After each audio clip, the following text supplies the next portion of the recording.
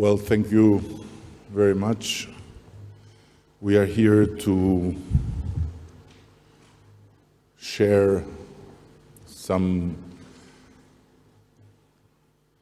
conclusions of this special day.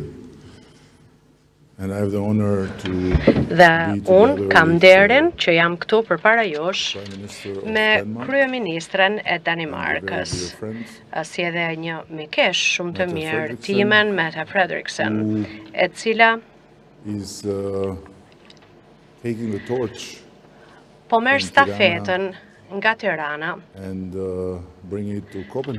dhe do ta çojë atë në Copenhagen, pasi ai është qyteti I radhës ku do të organizohet samiti I radhës I Komunitetit Politik Evropian. We have come together 54 leaders. U mblodhen bashk 54 udhëheqës, njësoj antar të Bashkimit Evropian e jo antar.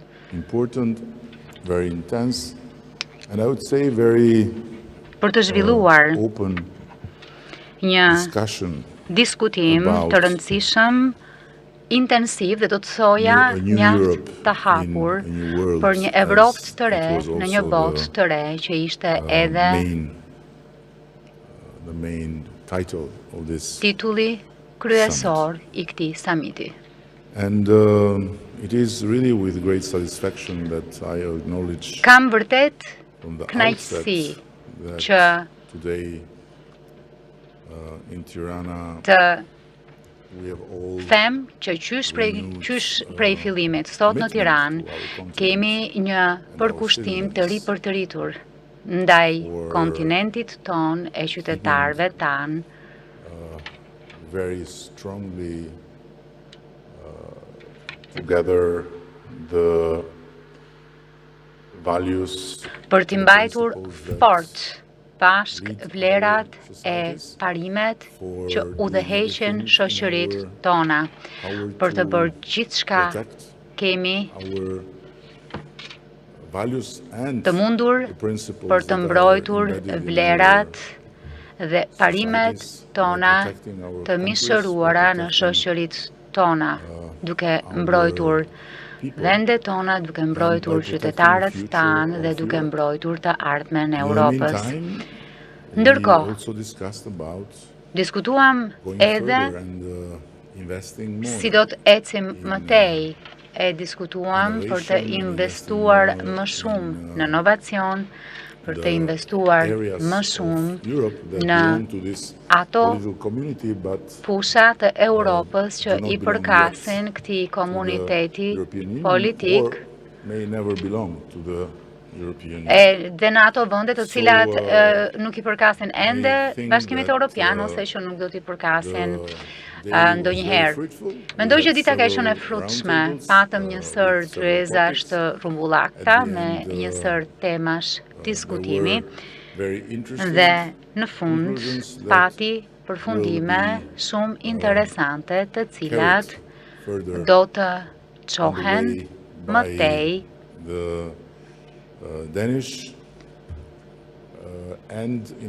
nga danezët dhe ndërkohë vendosëm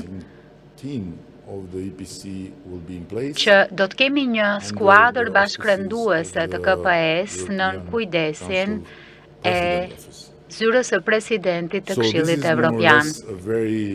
Pak a shumë, kjo është një sintezë shumë e përgjithshme e asaj çfarë bëm sot, duke u përballur me faktin që së bashku përfaqësojmë një treg 600 milionësh, një treg I jashtëzakonshëm me një potencial masiv, e për të cilin na takon të bëjmë atë që duhet për ta shndërruar këtë potencial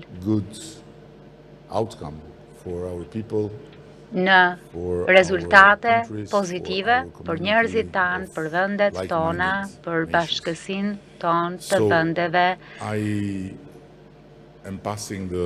që kanë mendësi të njëjtë. Dua t'ja kaloj fjalën tashmë Metes dhe edhe një herë nuk do të ndihesha më mirë se kaq duke e ditur që stafeta është në duart e duhura. E pres me padurim që të takohemi së bashku në Kopenhag duke marrë prej këtej. Faleminderit Mete. Faleminderit shumë Edi dhe faleminderit për të gjithë mikpritjen.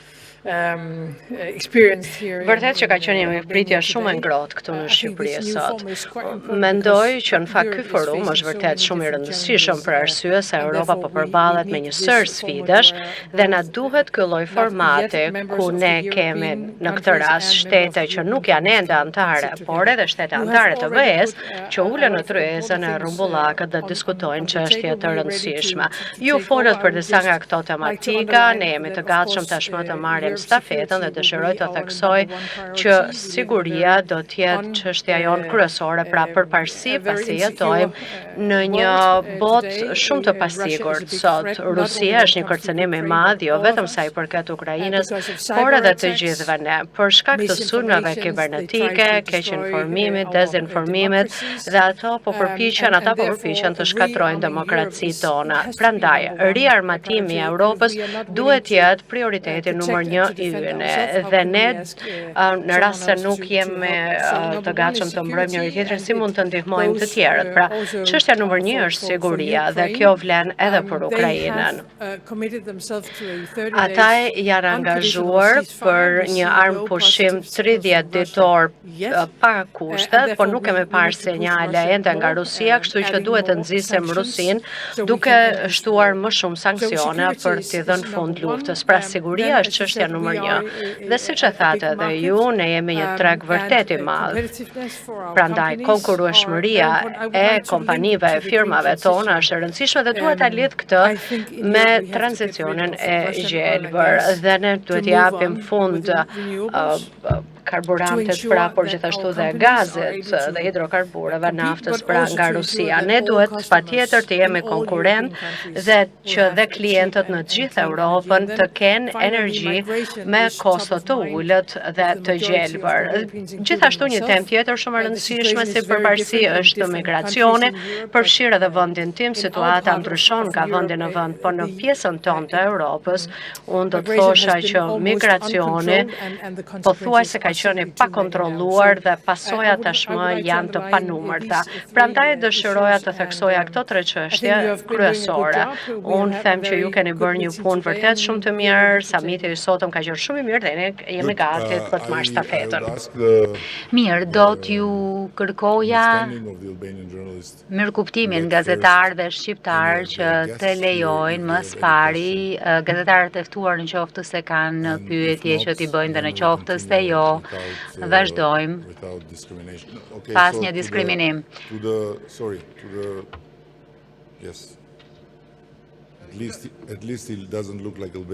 Të paktën nuk duket si shqiptar nga distanca. Përshëndetje, unë jam Gregor Malja dhe unë jam përfaqësuesi DBA. Pyetje për të dy kryeministrat. Zonja Frederiksen theksua shumë fort që përparësia numër 1 është siguria dhe një Europë e riarmatosur. Zoti Rama ju theksuat jo këtu, por në deklaratën hapse që armatimi nuk është gjithçka. Pra shoh një lloj dallimi në këndvështrim. Apo shoh një lloj ndryshimi në mendim? Nuk e di në qoftë se ka. Jemi vende të ndryshme evropiane dhe nuk mendojmë e veprojmë njësoj. Jemi të dy antar të NATO-s dhe jemi për të marrë pjesë në samitin e Hagës. Dhe natyrisht që ne du të angazhohemi edhe më tej në NATO për të shpenzuar më shumë në mënyrë që të jemi në gjendje të riarmatosim të gjithë aleancën brenda një afati të shkurtër kohe. Mendoj që duhet të jemi në gjendje të mbrojmë veten, jo sepse nuk jam transatlantike, por pikërisht sepse jam shumë transatlantike, por me pas sigurinë që po sjell SBA-ja në tryezë, mendoj që është e nevojshme për gjithë Europën që të jetë aftë të mbrojë veten. Nuk mund të luftosh një luftë, nuk mund të fitosh një luftë pa armë, është thjesht e pamundur. Ne kemi, me përvojën që kemi vitet e fundit, Nëse nuk jemi të gatshëm të mbrojmë vete, nuk jemi të aftë të mbrojmë vete, atëherë jemi shumë të brish. Riarmatimi i Europës për mua është detyra më e rëndësishme. Ma hamendja dhe natyrisht shpresa ime që ky do të jetë përfundimi i samitit të Hagës pas një muaji, që të gjithë do të na duhet të shpenzojmë më shumë për të frenuar dhe për të mbrojtur veten. Jo, nuk është kontradikt, ka thjesht të bëj me theksin. Nuk kam asgjë kundër. Përkundrazi, mbështes plotësisht idenë që Europa duhet të bëj më shumë kur vjen fjala për mbrojtjen e saj dhe duhet të bëj më shumë kur vjen fjala për të investuar në kapacitetet e saj të vetëmbrojtjes. Kjo është afërmendsh, por nga ana tjetër, unë besoj se kjo është njëra anë e medaljes. Ana tjetër lidhet me emrin e vetë Europës. Europa ka qenë gjithmonë përfaqësuese e disa gjërave që të tjerët i kanë pasur zili dhe mes tyre është aftësia për të parashikuar paqe të përhershme, për ta projektuar atë dhe kapaciteti për të shtyrë në kërkim të paqes edhe të pamundur dhe vetë Bashkimi Evropian është produkt praktikisht i një ëndre fëmije. Të cilën ndoshta askush nuk do ta besonte, por ja që ndodhi. Armiq për vdekje u bën aleat strategjik e kështu me radhë. Ndaj besoj që po, na duhet t'i bëjmë të gjitha ato për të cilat është folur për mbrojtjen, por të mos harrojmë po kështu, që na duhet, kemi dhe një shpirt që na duhet ta mbrojmë, jo vetëm territorin, dhe kemi një të ardhme që duhet ta ndërtojmë. Dhe kjo nënkupton që duhet të punojmë në të dyja drejtimet. Dhe natyrisht ka dhe një pikpyetje. Një pyetje që duhet ta bëjmë, se duhet pritur Donald Trumpi që të vinte dhe të merrte në konsiderat armëpushimin dhe paqen, ndoshta sepse ne ishim shumë të përshëndruar dhe mjaft të apasionuar pas një kauze shumë të drejtë, të duhur, por nga ana tjetër humbëm ca terren kur vjen fjala për diplomacin. Për këtë ishte fjala ime. Ishte për Europën ideale që nuk duhet ta humbasim nga syt, se nëse e humbim nga syt, atëherë humbasim diçka që i bën territoret tona më pak me vlerë për të mbrojtur. Ky është mendimi im, por nuk ka asnjë kontradikt këtu, edhe siç e tha Mete, jemi shumë socialistë. Edhe ndoshta nuk jemi socialistët më të mirë, duke qenë se fitojmë zgjedhjet shumë, por ky është këndvështrimi im.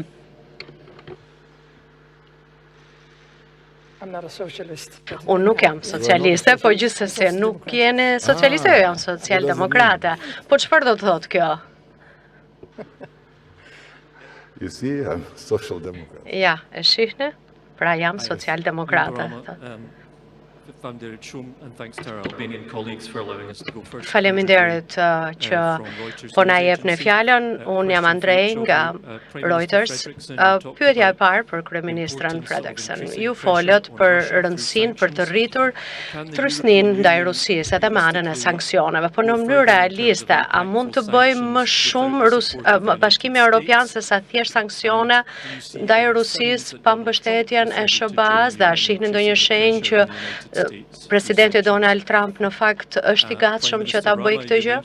Kryeministër Rama, ju sapo përmendët faktin që sapo keni rifituar zgjedhjet, folët edhe për vlerat e Bashkimit Evropian, duke përfshirë këtu edhe demokracinë, por Bashkimi Evropian në fakt kur foli për Shqipërinë ishte në fakt goxha kritike, foli në fakt për faktin që fusha e lojës nuk ishte e barabartë, foli edhe për faktin që pavarësia e medias vazhdon të jetë problematike dhe nuk e di nëse jeni dakord me këto citime dhe çfarë do të bëni ju dhe qeveria juaj për të trajtuar këto çështje ndërkohë që kërkoni të bëheni shtet antar I Bashkimit Evropian. A të filloj unë? Po. Sa u përket sanksioneve, unë mendoj që deri më tash SBA-ja ka qenë shumë e qartë që ajo që I kërkojnë Rusisë është që të bëjnë të njëjtën gjë që po bën edhe Ukraina në tryezë, që të pranojë, të respektojë dhe të gëzojnë pra një armëpushim prej 30 ditësh. Ne kemi parë sinjale nga presidenti Trump që SBA-ja është e gatshme që të vendosë më shumë sanksione në tryezë në rast se Rusia nuk është e gatshme që të arrijë marrëveshje dhe deri më tash Rusia nuk ka qenë e gatshme ta bëjë këtë gjë, shpresoj që kjo gjë do të ndryshojë shumë shpejt, po në rast se jo, unë shpresoj që të gjithë aleatët, edhe partnerët nga jugu global, sigurisht në veçanti SBA-ja me të cilën ne punojmë nga afër sa u përket sanksioneve, që ne të gjithë jemi të gatshëm të bëjmë më shumë. Unë do të sugjeroja që ne të shikojmë drejt sistemit bankar, pra sy t'i hedhim drejt sistemit bankar, energjisë, naftës, por edhe flotës hije. Faleminderit. Më duhet të them që ajo çfarë cituat janë pak fjali të një deklarate shumë më të gjatë e gjithëpërfshirëse që praktikisht përshëndeti zgjedhjet shqiptare. Dhe ju është referuar akuzave që lidhen me raportin paraprak dhe raportet paraprake hartohen që të kontrollohen më tej e që të ballafaqohen me prova. Kështu që do të thoja që në këtë drejtim zgjedhjet shqiptare janë shprehja e vullnetit të popullit shqiptar 100%, jo 99%. Për pjesën tjetër, çfarëdo që është e nevojshme të përmirësohet, do të duhet të trajtohet s'ka pak dyshim. Këtë kemi bërë zgjedhje pas zgjedhjesh dhe kështu e kemi përmirësuar procesin ton zgjedhor, I cili nuk është ende si në Danimarkë, por që është shumë më I mirë se ç'ishte dhe është në pajtim me standardet e OSBE ODIHR-it në lidhje me zgjedhje të lira e të ndershme. Ndokush tjetër nga të ftuarit? Po?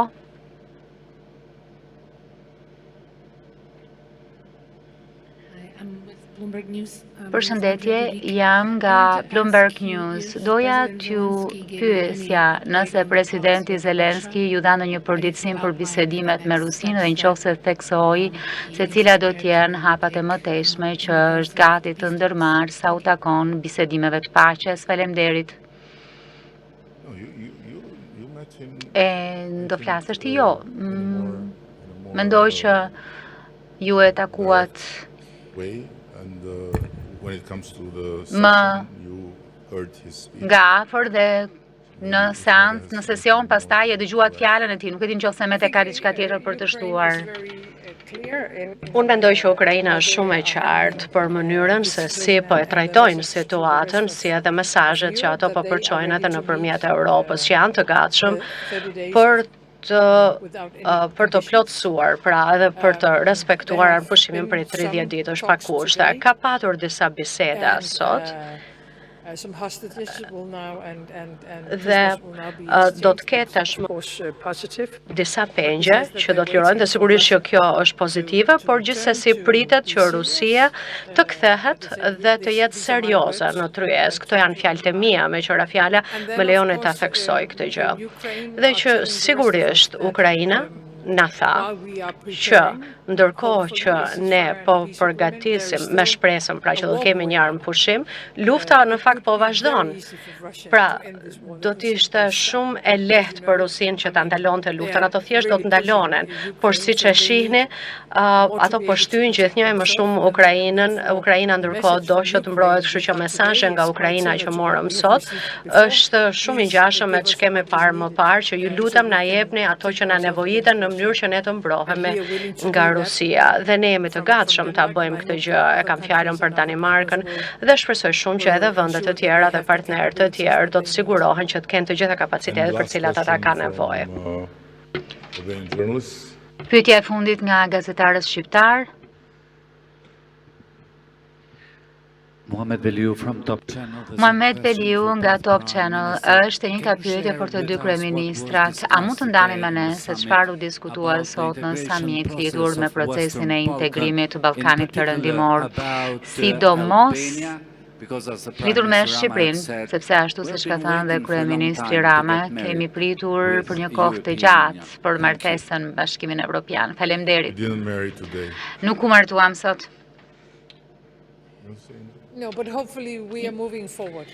Jo, por shpresoj që po ecim përpara dhe që të gjithë ne kuptojmë që kjo është një detyrë vërtet shumë e rëndësishme, që do të thotë që procesi i zgjerimit duhet të vazhdojë. Dhe siç e thatë edhe ju, disa vende kanë bërë një punë vërtet shumë të mirë. Kështu që nga këndvështrimi evropian, ne duhet jemi të gjithë bashkë dhe në këtë detyrë në fakt mund edhe të zgjerohemi, por që sigurisht ky proces do duhet varet nga meritokracia dhe shpresojmë shumë që gjatë presidencës tonë do të marrim disa hapa të tjerë. Nuk ishte pjesë e rendit të ditës sot, po të gjitha kuptojnë se sa e rëndësishme është kjo çështje, si edhe të gjitha përpjekjet që janë bërë. Ky format nuk ka të bëjë me zgjerimin e PES apo me procesin e antarësimit, por ju dëgjuat dje presidentin e Këshillit Evropian, i cili shpjegoi gjatë e gjerë se ku jemi, çfarë duhet të bëjmë dhe çfarë është gati të bëjë Bashkimi Evropian. Por ne duhet të bëjmë atë që na takon. Dhe pastaj mund të kërkojmë atyre të bëjnë atë çfarë u takon të bëjnë. Ashtu siç e tha Mete, është e bazuar në merit dhe mbështetet në të gjithë procesin që është i mirë përcaktuar me një metodologji mjaft të qartë, me grup kapituj e kapituj, të cilat ndjekin njëri tjetrit. Ajo çfarë është shumë e rëndësishme për ne është që kemi një sfidë në tryez, kemi një agjendë mjaft ambicioze për të përmbyllur të gjitha negociatat brenda 2027-s. Mendojmë që mund ta bëjmë dhe që Komisioni Evropian është krahnesh për të na ndihmuar, shtetet anëtare janë për të na bashkuar dhe për të siguruar që gjithçka mbështetet në rezultate dhe pastaj të shohim. Por ky moment në kohë është fantastik për zgjerimin, për Bashkimin e Europës, dhe na duhet të përfitojmë nga ky moment dhe të shkojmë më tej. Dhe jam shumë i lumtur që ka një ndjesi të përgjithshme që Shqipëria po ecën shumë mirë. Por me këta duhet të arrish rezultate shumë të mira çdo ditë. Nuk është se mund të arrish rezultate të mira dhe të rish pastaj duar kryq. Duhet ta bëjmë çdo ditë dhe jemi të përkushtuar që ta bëjmë një gjë të tillë. Kështu që ju falenderoj shumë dhe edhe një herë falenderoj kryeministren e Danimarkës që u tregua kaq e sjellshme dhe qëndroi e gjeti kohë që tu përgjigjej pyetjeve. Tashmë ju kërkoj leje që ta shoqëroj një mike kaq të veçantë e cila do të kthehet në shtëpi. Do të shihemi shumë shpejt, flas për gazetarët e tjerë shqiptar dhe mos u shqetësoni, do të jem shumë i hapur për t'ju përgjigjur pyetjeve. Nesër këtu kemi një eveniment fantastik, një forum të shkëlqyer investimesh me një numër të madh